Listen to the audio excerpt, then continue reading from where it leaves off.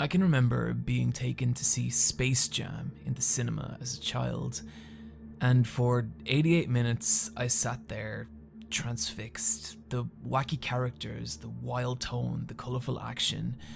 I loved it. But then, right at the end of the movie, this thing happens, and I'll never forget it. Michael Jordan dunks a basketball, and we freeze frame on him.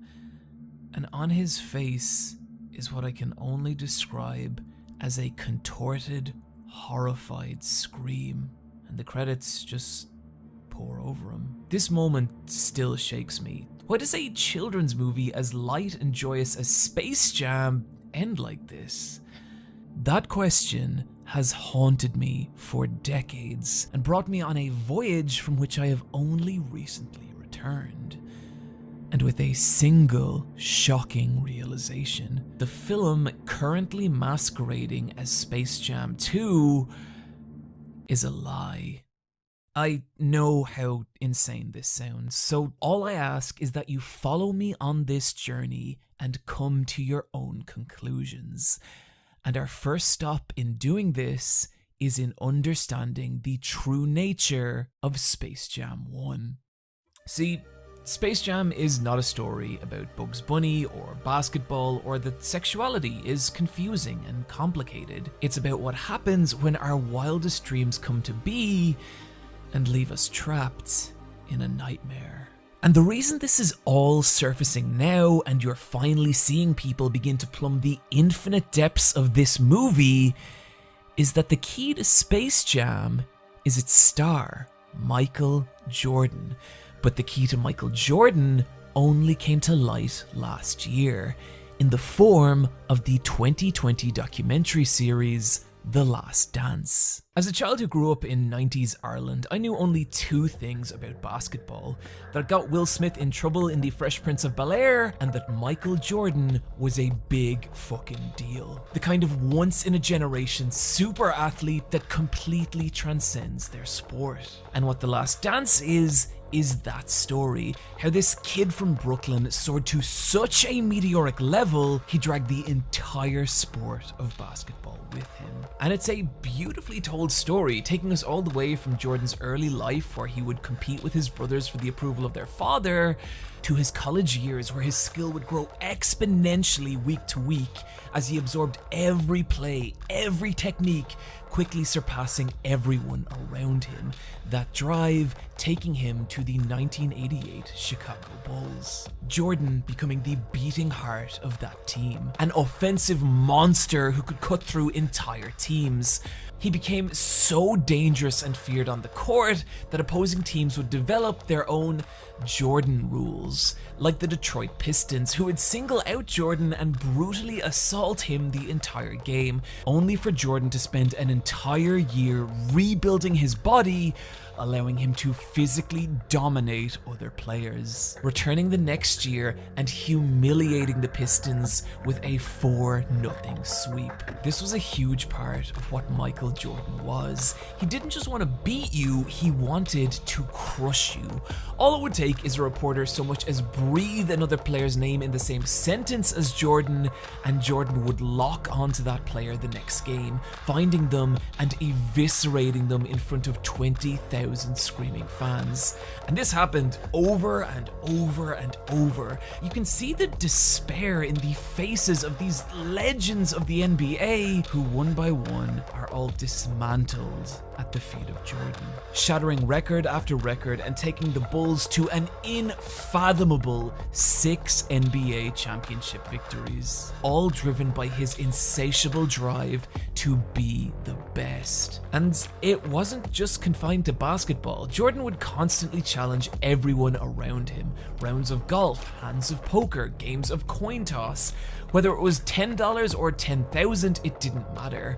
To the point that people actually thought Jordan had a gambling problem, to which he responded, "I don't have a gambling problem, I have a competition problem." It was that drive that took Jordan to the apex of the world.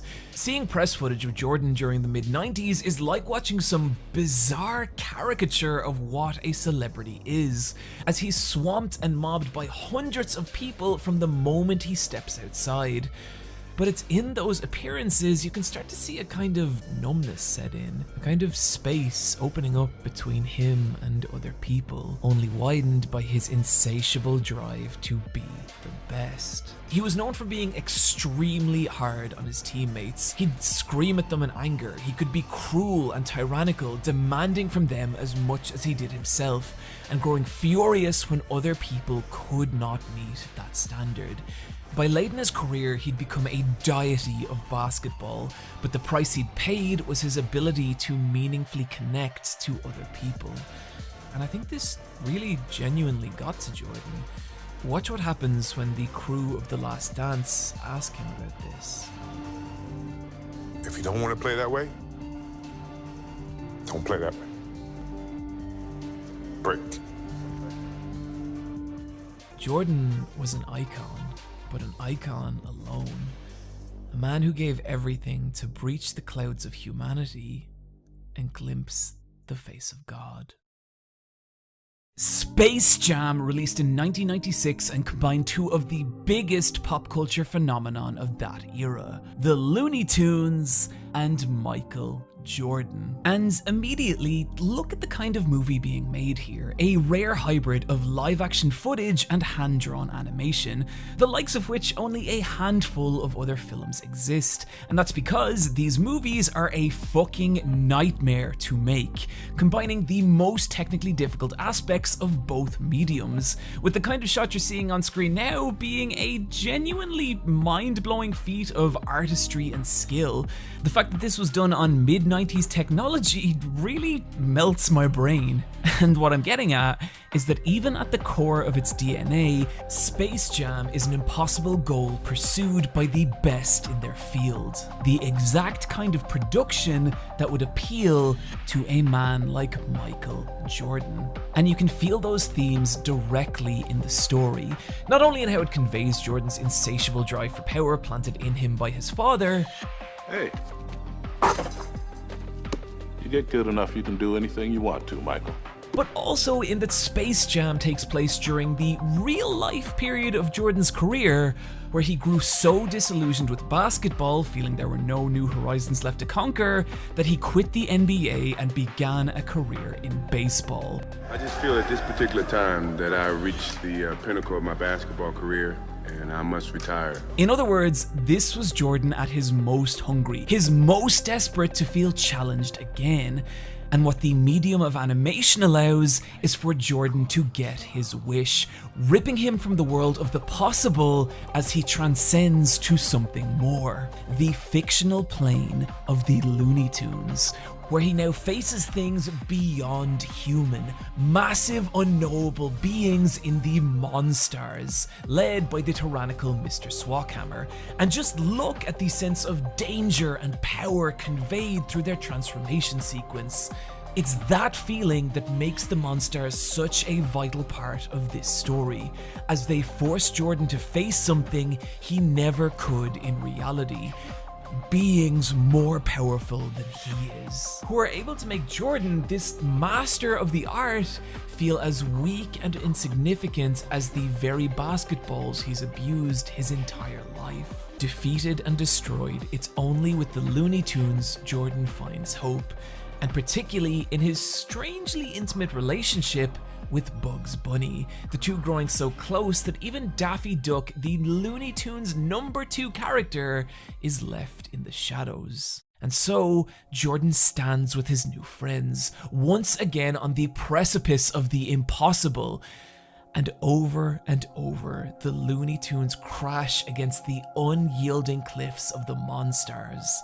And it's horrifying. But through that struggle, in the final moment of the game, Michael Jordan reaches deep within himself, and in that endless pursuit of victory and perfection, gives the only thing left he has yet to give, discarding his human nature and becoming something impossible and different, elongating his arm to grotesque proportions, and winning the game. It's one of the most profound but horrifying moments in cinema. Jordan is victorious again, but now an impossible bastard chimera, not human, not cartoon, but a single unfathomable being, and now, more alone than he's ever been, is forced back to the world of men, his new power never to be tested, his world empty of all horizons.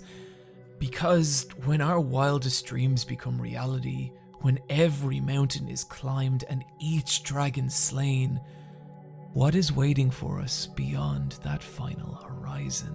This is the question Space Jam asks, and its whispered answer in this final moment is nothing. It is upon this horrifying revelation Jordan screams.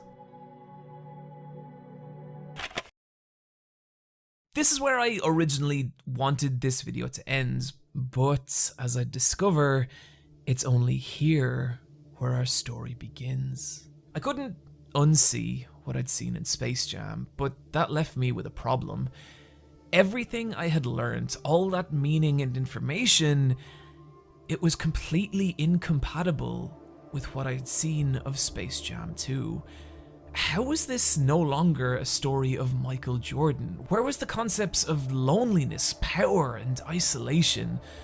It made no sense. But what really ignited my curiosity was this quote from Joe Pytka, director of Space Jam 1, who had refused to return for the second movie, in which he said, "It's ridiculous to try and make a different movie out of it."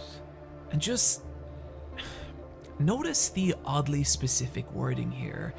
He uses the word different, but not another. It was just a hunch, but something felt strange, and so I started to look into Joe Pytka, and what I found just didn't make sense. This is the man who's directed the single most successful and profitable basketball movie in history, and yet, not only is his name missing from the end credits of Space Jam 1, but checking his IMDb reveals that he's never worked on a single other movie either before or after Space Jam. And something about all this was starting to feel really not right. I took to Twitter curious to see if anyone else thought that there was anything strange going on with Space Jam 2. Responses poured in, but one that stood out to me came from an account called Miracle Jan Doe, and it said, "If you're not serious, walk away like all the other cowards." Now, I get a, we'll say, decent number of crazies on Twitter, but upon investigating this person's profile, something about it just felt oddly familiar, and so against my better judgment, I DM'd him, asking for clarification as to what he meant. And when checking my messages the next day, I got a response. "I'm talking about Space Jam 2. The real Space Jam 2. I asked him to elaborate, only for the account to fall silent. I'd hit a dead end, but I just couldn't let this go. And so I began to pore over old Space Jam footage, including the old VHS tape my parents had given me for my birthday, to see if there were any differences between it and the modern cuts of Space Jam, and I was disappointed to learn there weren't. That's when I discovered something. Right at the end of the VHS, there's this little making of section going over how the different aspects of the film production worked, and as it ended, I sat back re-examining my notes, looking for something, anything, but after a couple of minutes, text just appeared on screen that read, "Sequel," and this footage played. He just kept sending us newer and newer drafts of the script, and each time it got less and less feasible. He had all these strange notes about it being the world's first fourth-dimensional movie. And eventually, I just had to call a meeting, and it was like, "Mr. Jordan, Michael, what you're asking for here, it's just not possible." And I'll never forget. Without blinking, he just looks at me and he says, "You think I got 6 championship rings by obeying what's possible. And something about it just turned my blood to ice. What did he mean by obey? This interview was scrubbed from all future releases of Space Jam, and its implications were massive. And so I poured back over Space Jam, all the articles, all the research, and what everything kept coming back to was Joe Pytka. Who was this mysterious man who disappeared from the film industry? And that's when it all clicked. Watch what happens when we use advanced imaging software to remove the items obscuring Pykta's face. That's right, Michael Jordan. And what about the writer of Space Jam, Leo Benvenuti, who had also never worked on a single other movie besides Space Jam? Michael Jordan. Its producer, Daniel Goldberg, Michael fucking Jordan. And it all starts to come together. Space Jam was created by Michael Jordan, a chronicle of his life and loneliness at the peak of humanity. And the reason people think it's a kids movie is because it was only the first part of a bigger story. But something in that true sequel scared Warner Brothers so badly they felt a need to cover it up, creating an alternate second movie that had nothing to do with the original, effectively sealing away the existence of the real Space Jam 2 forever.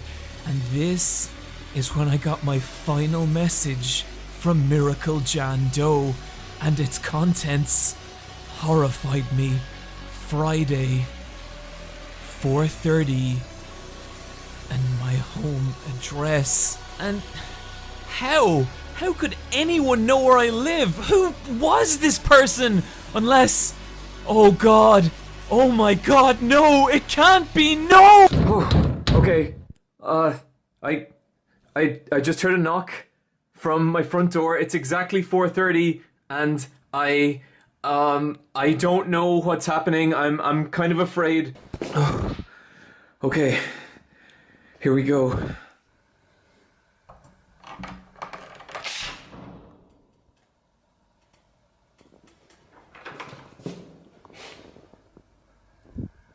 What the fuck is this? No. No.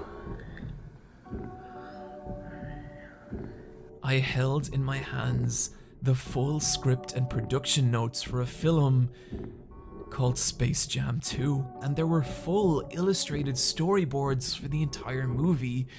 Parts of it didn't make sense at first, and I knew my final terrible responsibility to this video. I must unleash this story upon the world. And so now I present to you, in full, Space Jam 2: Battle for Reality. We fade in from darkness. We see a hand grasping a basketball, gliding towards a glowing hoop beckoning in the distance. Camera flashes fill a gigantic arena as the dull roar of the crowd rises. The Bulls lose! The Bulls lose! Jordan fails to secure his 7th championship ring! Michael Jordan hits the ground, devastated, and he stands, defeated. When suddenly, from off camera, a voice. Mr. Jordan, is it okay if I get your autograph? Jordan smiles. Sure, kid. What's your name? LeBron James, sir. Mr. Jordan, you're still my hero. Even if you're not the best anymore, you're not the best anymore, you're not the best anymore, you're not the best anymore, not the best anymore. Jordan awakens, gasping and panicked, when, Michael, it's okay, you're safe, you're here with me. It is Bugs Bunny. I know. I'm sorry. I had that dream again. And the kid, he... Shh. Michael, that was years ago. You're not that person anymore. You don't always gotta be chasing the next horizon. You're incredible. just the way you are. Across Jordan's face cracks a small, delicate smile. Bugs, I know you're a cartoon, but sometimes it's like you're the only thing keeping me human. And they kiss.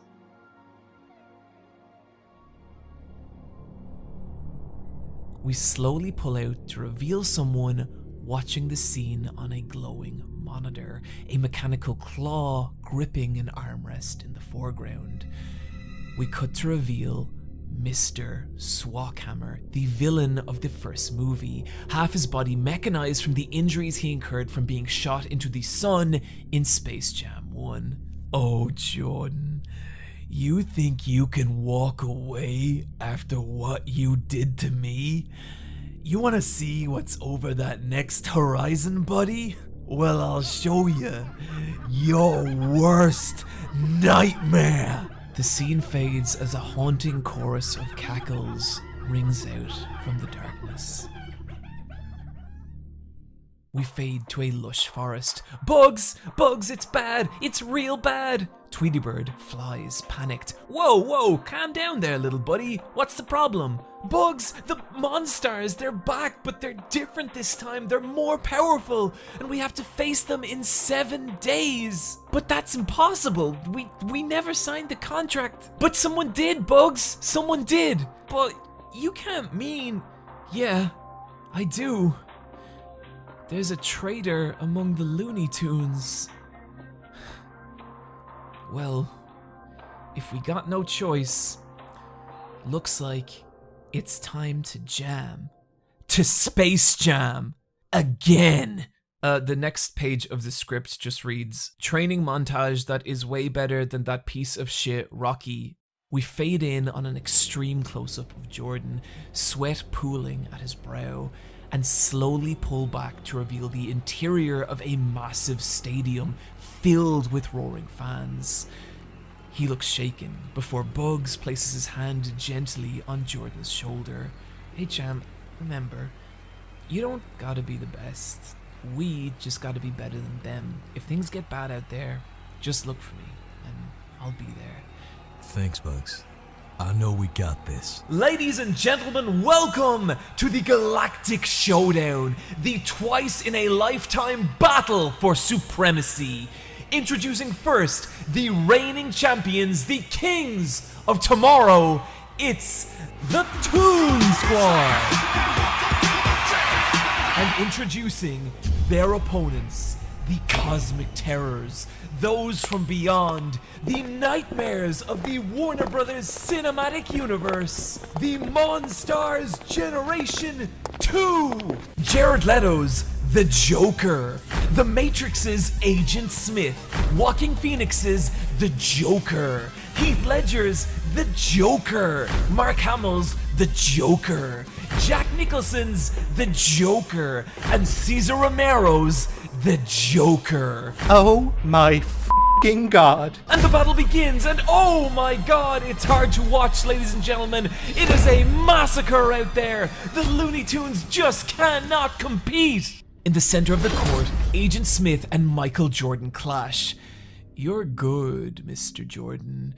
You're very good, but you're still only human. A shockwave erupts outwards from the force between the two, ripping the stadium in half and tearing open a massive crack in the earth.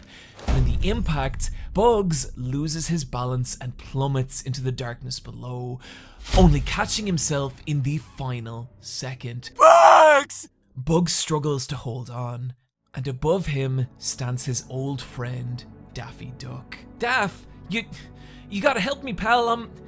I'm slipping.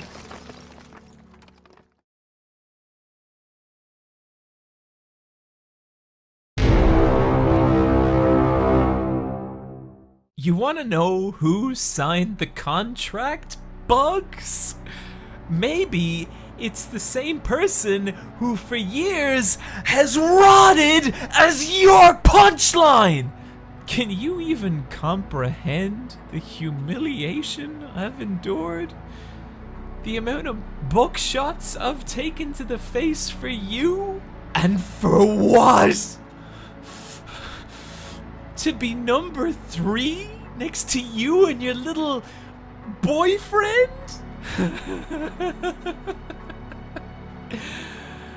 You wanna know what's up, Doc? How about your fucking life? No!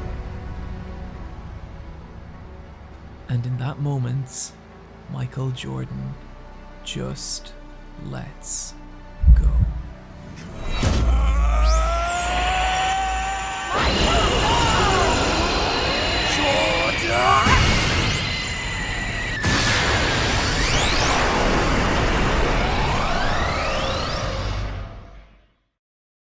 We see Jordan alone. Both the stadium and the city that surrounded him just moments ago, now ash and rubble. Having lost the one person who could make him feel like enough, a deep emptiness rips open inside him. Into that emptiness floods all the power, ambition, and rage. If he must truly be left with nothing, he will reign over everything. Okay, we need to take a second and pause here because this next part of the movie gets a little wild, as this is where the fourth dimensional aspect of Space Jam 2 begins. And the way Michael Jordan wanted this to play out was, say Space Jam 2 played in a cinema, and in the other screens there was being played a Lord of the Rings movie, a Batman movie, and a Scooby-Doo movie. At this point, the real-life Michael Jordan planned to have alternate edits of those films played where he would invade their realities and attack their characters, defeating them and proving himself the most dominant being in the universe. There's even blueprints in the script for a special trapdoor Michael had designed that he would hide in during select screenings of Space Jam 2, and at this point in the movie would leap out and attack audiences with basketballs. That is the kind of terror he wanted this moment to elicit. He wanted reality itself to feel under threat from his unstoppable power. Jordan, now the most dominant force in the entire universe. Or is he? A basketball careens into Jordan's face, its force hurling him to the ground, and he turns towards a figure silhouetted against a glorious light. You. That's right, motherfucker. And LeBron James steps forth. I've waited a long time for this, boy. Michael, you are my hero. And the impossible battle begins, a showdown beyond both reality and reason, and the earth quivers. But as the fight drags on, LeBron is just a little faster, an iota stronger, a fraction more skilled, and Jordan realizes with horror that for the first time in his life, he is facing an opponent he cannot overcome, and he slams into the cold earth. Impossible! You wanna know why you can't beat me, Michael? It's because the only thing driving you forward is your selfish desire to see what's over that next horizon. Well, I'll tell you, Michael. Just another goddamn horizon! But me, I'm fighting for something greater than myself. For each life on this planet and every other, every being that will blink out of existence if I let you take even one more step forward. They are all here with me now, Michael, meaning there's an infinity inside me. Compared to that, your empty ambition is nothing. Jordan's vision swims, his consciousness fading, but just as oblivion begins to take hold, he sees a great light fill the sky, and the gates of heaven open, and from them, Bugs Bunny emerges. Bugs, I can't beat him. It's okay, Michael. It's okay. You can rest now. It's over. It's finally over. Bugs, I know you're a cartoon, but sometimes it's like you're the only thing keeping me human.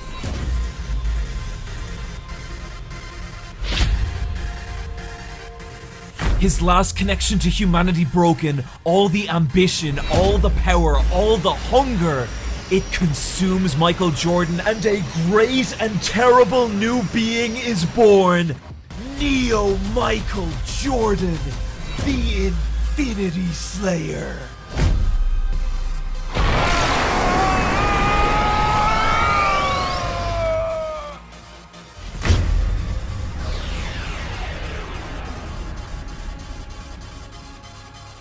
His final foe obliterated, Neo Michael Jordan turns his sights to the stars, and the cosmos themselves weep under the infinite onslaught of the Infinity Slayer, until there is simply nothing left.